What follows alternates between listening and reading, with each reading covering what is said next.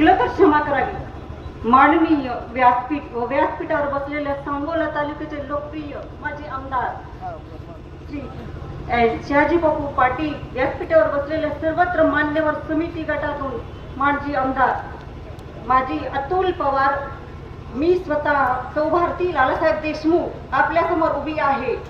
मी आज एवढेच सांगू इच्छिते की एका कष्टकरी शेतकऱ्याचा मुलगा म्हणून मी अतुल पवार यांना प्रचंड बहुमताने विजय करा। मी या गावची सून नाही तर मुलगी आहे असं समजून तुम्ही सेवा करण्याची मला संधी द्या, ही नम्र विनंती आहे। मी जरी बोलत नसले तरी मी जवळा गटात विकास करण्यासाठी सदैव तयार आहे। एवढे बोलून मी माझे विचार संपवते। जय हिंद, जय महाराष्ट्र। महत्त्वपूर्ण बातम्या पाहण्यासाठी चॅनलला लाईक करा, सबस्क्राईब करा आणि शेअर करा।